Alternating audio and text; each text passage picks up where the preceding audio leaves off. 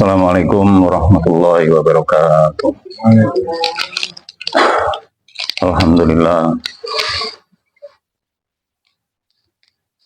Alhamdulillahirabbil alamin. Wa bihi nasta'inu ala umuri dunya waddin. Wassalatu wassalamu ala sayyidina Muhammadin khatamin nabiyyin wa ala alihi washabihi ajmain. Amma ba'du. Alhamdulillah, di dalam suasana hari raya ini kita masih memenuhi rutinitas kita, yakni mengaji kitab tafsir Al-Idris, dan syukur kita kepada Allah Ta'ala yang biasa kita lakukan dengan kesempatan yang sangat berharga ini. Kita ditakdirkan untuk tetap iman Islam, juga melakukan ketaatan dalam keadaan sehat walafiat. Kita telah membahas beberapa ayat dari surat Al-Fatihah. Kita sampai pada ayat yang keempat, dan ini sudah kita bahas dalam pertemuan sebelumnya. Kalau kita simpulkan, surat Al-Fatihah ini memuat beberapa keilmuan. Ada yang masuk dalam kategori ilmu usul atau ilmu yang pokok. Ilmu yang pokok itu meliputi ilmu ketuhanan, kenabian, dan hal-hal yang berkaitan dengan akhirat atau hari akhir.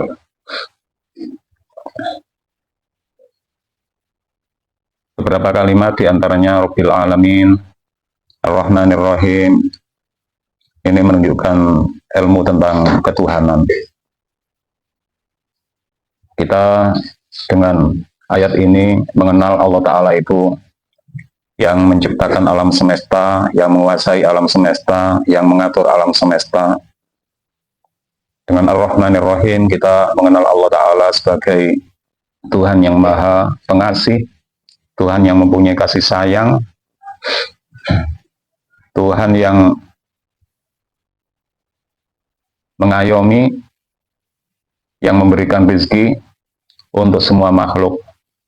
Walaupun di antara makhluk itu ada yang tidak taat kepadanya, bahkan ada yang tidak mengimaninya. Dan itu dijelaskan di dalam Ar-Rahman Ar-Rahim. Sementara orang-orang yang beriman mendapatkan kasih sayang yang khusus. Apakah kasih sayang yang khusus itu? Dalam sebuah tafsir disebutkan bahwa kasih sayang yang khusus itu atau rahmat itu adalah menghendaki kebaikan untuk orang yang ahli kebaikan. Sehingga Allah Ta'ala di dalam menyayangi kita, terutama sebagai orang yang beriman, kadang kita menjalani kehidupan yang cukup berat. Kadang hati kita merasakan kepahitan dan kepedihan di dalam menjalani kehidupan. Tapi kepedihan dan rasa pahit di dalam menjalani kehidupan itu akhirnya memberikan buah yang manis. Ini sebagian gambaran bahwa sebenarnya Allah Ta'ala menghendaki kebaikan untuk kita. Dan ketika Allah menghendaki kebaikan untuk kita, berarti Dia itu memberikan kasih sayang kepada kita semua. Mungkin mirip dengan seseorang yang sedang menjalani pendidikan. Banyak hal yang harus dilewati dengan berat, dilewati dengan keras, dilewati dengan berbagai kesulitan, tapi semua itu pada akhirnya memberikan kebaikan. Sehingga jangan memahami bahwa kasih sayang itu hanya berhubungan dengan hal-hal yang menyenangkan, hal-hal yang mengenakkan, hal-hal yang memberikan kenyamanan. Tapi semua hal yang pada akhirnya memberikan kebaikan itu menunjukkan bahwa Allah Ta'ala sedang memberikan kasih sayang kepada kita semua. Kasih sayang itu dijelaskan di dalam Ar-Rahman Ar-Rahim. Tentang akhirat Allah memberikan informasi dari ayat Maliki Yaumiddin. Dan ada ilmu tentang kabar atau cerita yang termuat di dalam surat Al-Fatihah. Selain itu juga ada ilmu yang disebut dengan ilmu furu', ilmu cabang. Kalau ada pokok pasti ada cabang. Tadi sudah saya sampaikan bahwa yang pokok itu adalah mengetahui tentang ketuhanan, kenabian, dan hari akhir. Itu termuat di dalam Rabbil Alamin, Maliki Yaumiddin, dan Siratal ladzina an'amta 'alaihim. Sekarang kita sampai pada iyyaka na'budu wa iyyaka nasta'in. Kita baca dulu sesuai dengan teks. Iyyaka, bismillahirrahmanirrahim. Iyyaka ing tuan, ing jenengan, ing padamu, ngono basa Indonesia nih. Kepadamu na'budu nyembah sapa ingsun. Wa iyyaka lan ing tuan ini kita tulis Tuhan, Tuhan mestinya. Tuhan kan pangeran, Tuhan kan jenengan, paduka. Nasta'inu nuwun pitulung sapa ingsun. Iyaka ing jenengan niki nangge basa saniki nggih. Iyaka ing jenengan na'budu nyembah sapa ingsun, wa iyaka lan ing jenengan nasta'inu nuwun pitulung sapa ingsun. Ini adalah sebuah doa.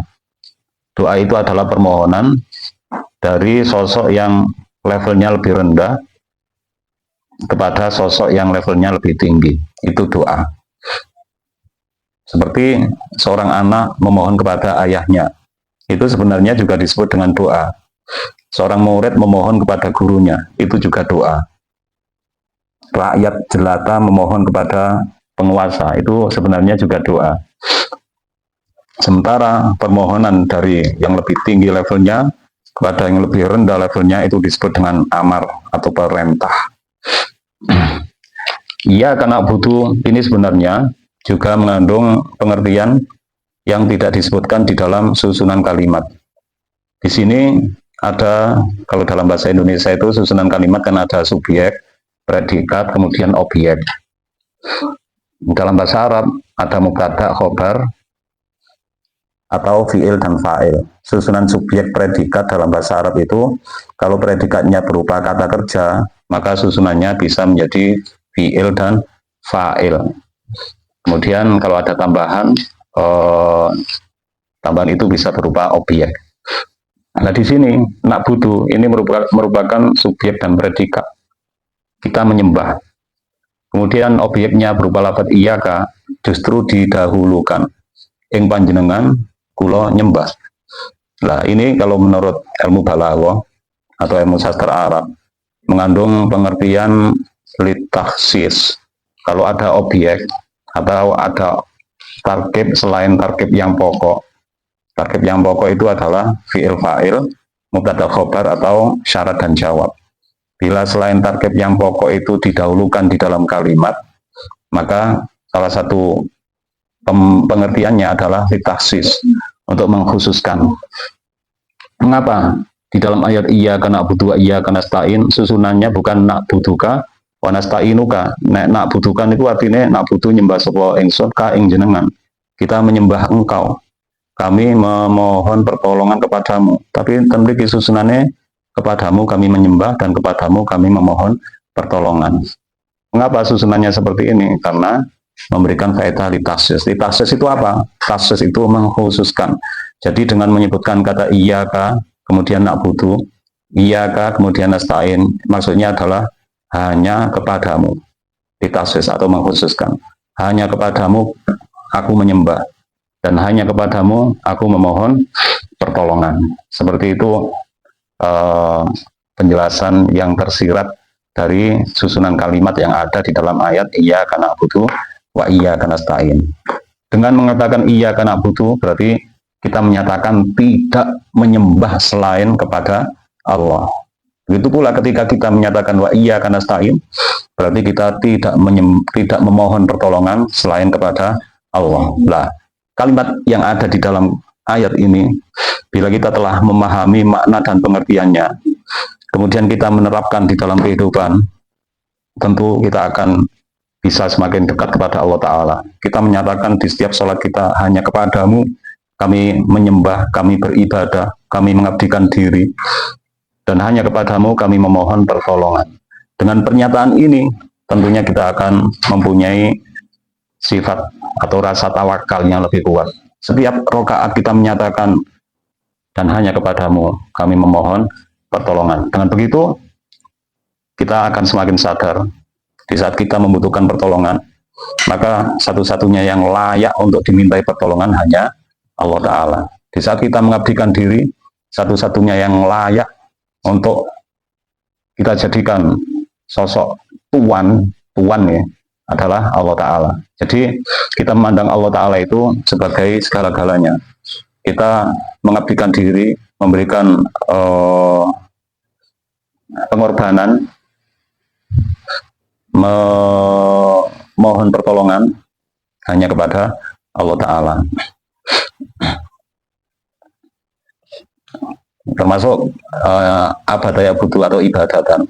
Nak butuh kita artikan menyembah. Ini juga bisa kita artikan memberikan persembahan. Kan artinya selain menyembah itu beribadah. Ketika kita artikan menyembah, berarti pengertiannya juga adalah memberikan persembahan. Sementara banyak manusia yang memberikan persembahan selain kepada Allah Ta'ala. Dulu pada zaman jahiliyah atau pada awal-awal Nabi menyebarkan Islam, orang-orang kafir Quraisy itu selalu melakukan ritual dengan menyembelih hewan. Yang hewan itu mereka persembahkan untuk berhala-berhala mereka. Saat itu berhala yang paling terkenal adalah berhala Lata, Mana, dan berhala Uzza. Tiga berhala ini adalah berhala yang dianggap paling agung. Sementara orang-orang Arab jahiliyah itu sebenarnya juga mempercayai Allah Ta'ala sebagai Tuhan. Selain menyembah berhala-berhala, mereka juga mempercayai Allah Ta'ala. Dan itu merupakan salah satu contoh tindakan isyrok atau musyrik, tindakan kemusyrikan yang dilakukan oleh manusia. Dan secara tidak sadar, boleh jadi kita ini juga melakukan kemusyrikan. Di satu sisi kita menyatakan Allah Ta'ala sebagai Tuhan kita. Kita ketika menyembah, dialah satu-satunya yang kita sembah. Ketika kita beribadah, dialah satu-satunya yang kita jadikan tujuan di dalam ibadah kita. Tapi di luar kesadaran, kita lebih mengagungkan selain Allah, lebih memuliakan selain Allah, menganggap selain Allah lebih penting. Dan kita juga sering, ketika mestinya kita bertawakal, berserah diri hanya kepada Allah, kita mengharapkan pada selain Allah. Ini sering terjadi di luar kesadaran kita. Karena itu Al-Fatihah senantiasa kita ulang di dalam sholat kita, bahkan di dalam setiap rakaat kita. Maksudnya dengan Fatihah itu kita bisa lebih menuhankan Allah setelah kita meyakini bahwa Dia adalah Tuhan alam semesta. Bukan hanya Tuhan kita sebagai manusia, tapi Dialah Tuhan semesta. Apapun Dialah Tuhannya, siapapun Dialah Tuhannya. Di langit, di bumi, Tuhannya adalah Allah Ta'ala. Dan tentu konsep ketuhanan yang seperti ini berbeda dengan konsep ketuhanan yang diterapkan di dalam agama-agama yang lain. Seperti yang kita ketahui, di dalam agama yang lain itu ada yang mempercayai bahwa Tuhan musim kemarau itu siapa, Tuhan musim penghujan itu siapa. Ada banyak dewa ya, dewa yang macam-macam ya. Jadi sesuai dengan yang mereka percayai, masing-masing dewa itu mempunyai kekuasaan yang terbatas. Nah, kalau yang disebut Tuhan itu kekuasaannya terbatas, kan janggal.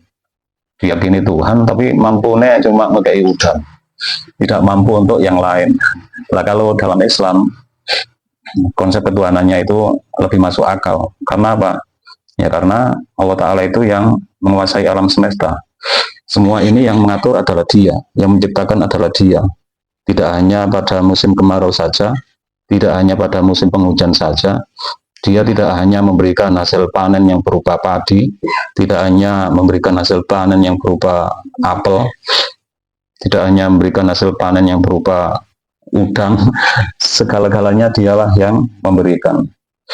Ini lebih masuk akal. Terus ada juga Tuhan yang bila kita mau lebih kritis dan rasional, ya kan ada Tuhan yang baru disebut sebagai Tuhan setelah waktu tertentu, ya setelah waktu tertentu. Nah, sebelum itu berarti menurut mereka tidak ada Tuhan mestinya ya. Dan ini tentu kerancuan. Ada yang menyebut Tuhan matahari, ya Tuhan matahari. Berarti kalau malam Tuhannya hilang. Ini pernah terjadi pada Nabi Ibrahim. Beliau pernah menjalani perjalanan mencari Tuhan. Ketika melihat rembulan, beliau mengatakan, ini adalah Tuhanku. Ketika melihat bintang-bintang, beliau mengatakan, mereka adalah Tuhanku. Bahkan ketika melihat matahari, beliau juga pernah menyatakan bahwa dia adalah Tuhanku. Tapi ketika masing-masing menghilang di waktu tertentu, maka beliau pun menyatakan bahwa semua itu bukanlah Tuhan. Ketika rembulan ditelan waktu siang, sehingga rembulan sirna dari pandangan mata, maka beliau pun menyatakan dia bukanlah Tuhan. Dan mestinya kalau kita menggunakan akal sehat, kita juga akan selalu mudah untuk sadar ketika kita mengalami kesalahan. Ya, mengalami kesalahan. Kita mungkin berkali-kali curhat kepada sesama manusia dan ternyata orang-orang yang kita curhati tidak memberikan penyelesaian, tidak memberikan solusi. Dengan begitu mestinya kita kapok untuk curhat kepada sesama manusia, disambati malah sambat. Kan ini suatu kejanggalan. Tapi yang lebih janggal lagi, suatu saat ketika kita sedang menderita, saat kita sedang bersedih dan kita ingin curhat, kita curhat lagi pada manusia. Kita curhat pada manusia lagi. Dan itu sering kita lakukan secara berulang-ulang. Jadi kalau kita mau menggunakan akal sehat, mestinya kita tidak mengulangi kesalahan yang sama. Dan telah dicontohkan oleh orang-orang terdahulu yang soleh. Mereka adalah para nabi, para kekasih Allah, para sahabat nabi, ulama-ulama yang agung. Ya, mereka itu ketika berkeluh kesah, yang mereka beri laporan itu hanya Allah Ta'ala. Bagaimana Nabi Musa ketika curhat kepada Allah Ta'ala. Bagaimana Nabi Nabi Yakub ketika curhat kepada Allah Ta'ala. Maka Nabi Yakub menyatakan, innama ashku batsi wa huzni ilallahi wa a'lamu minallahi ma la ta'lamu. Aku hanya mengadukan kesedihanku kepada Allah Ta'ala. Ini kata Nabi Nabi Yakub. Terus Nabi Musa juga pernah curhat kepada Allah Ta'ala. Dan setiap Nabi pun pernah curhat kepada Allah Ta'ala. Dan di dalam Al-Quran tidak ada ceritanya seorang Nabi curhat kepada sesama manusia. Ini adalah pelajaran yang mereka berikan kepada kita. Allah mengabadikan curhat mereka di dalam Al-Quran untuk menjadi pelajaran bagi kita semua. Dan orang-orang yang beriman, sebuah ayat dalam Al-Quran juga menyebutkan wa 'alallahi falyatawakkalul mu'minun. Hendaknya hanya kepada Allah Ta'ala orang-orang yang beriman itu curhat, berserah diri. Hanya kepada Allah Ta'ala kita berserah diri, kita bertawakal. Kemudian dari ayat iyyaka na'budu wa iyyaka nasta'in, ini juga ada pelajaran bagi kita semua, bahwa kalau kita memohon pertolongan kepada Allah Ta'ala itu mestinya tidak moro-moro njaluk tolong. Jadi ceritanya persis karo wong sing nggak tahu sambang, nggak tahu silaturahmi, moro-moro teko terus njaluk tolong apa kon ngutangi. Iki padha. Jadi kadang-kadang itu sifat manusia itu meniru sifat Allah Ta'ala. Allah Ta'ala itu maha pengasih, maha penyayang. Manusia itu juga diperintahkan untuk takhalluq itu berakhlak seperti akhlaknya Allah Ta'ala. Allah Ta'ala maha penyayang, kita diperintahkan untuk menjadi penyayang. Di antaranya ada hadis, irhamu man fil ardi yarhamkum man fis sama. Sayangilah makhluk atau orang-orang yang ada di bumi, maka akan menyayangi kalian semua apa yang ada di langit. Dan hadis-hadis mengenai kasih sayang itu sangat banyak. Di antaranya hadis yang baru kalau aturaken itu. Jadi kita kalau minta tolong kepada Allah Ta'ala itu juga harus mempunyai etika, mempunyai adab. Orang tahu ibadah, orang tahu apa? Orang tahu sholat, moro-moro sambat nang Gusti Allah Gusti. Sakjane yo napa sih karo panjenengan? Atau sholat moro-moro itu Gusti Allah. Jadi secara etika yang kita lakukan itu sudah salah. Secara aturan kita menyalahi aturan. Mestinya kita itu menyembah dulu, beribadah dulu, melakukan pengabdian dulu kepada Allah Ta'ala. Setelah itu baru kita memohon pertolongan kepadanya. Makanya tiang-tiang kuno itu kan sering diceritakan apa nglakoni tirakat. Saben duwe hajat, nggih, saben duwe hajat niku nglakoni tirakat. Kepingin anake apa? Dadi wong sing saleh, dadi ahli ilmu niku tirakat. Ono sing napa? Nglakoni poso Senin Kamis. Tujuannya cuma kepingin anake iku saleh, kepingin anake niku ahli ilmu, nggih. Nirakati anake. Terus kepingin hajate saged dikabulaken dening Gusti Allah Ta'ala, nggih nglakoni tirakat, macam-macam tirakate. Ana sing nglakoni poso, ana sing sedekah, ana sing sembarang kalir amal saleh, amal apike niku didadekne tirakate, didadekne napa wasilahe. Kan sebuah ayat dalam Al-Qur'an enten ugi ingkang unine ngeten ya ayyuhalladzina amanu taqullaha wabtaghu ilaihil wasilata wajahidu fi sabilihi la'allakum tuflihun.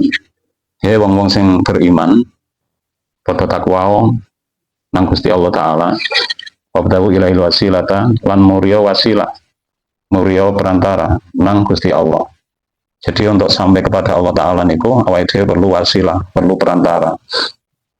Awake dhewe sebagai orang yang membutuhkan Allah Ta'ala.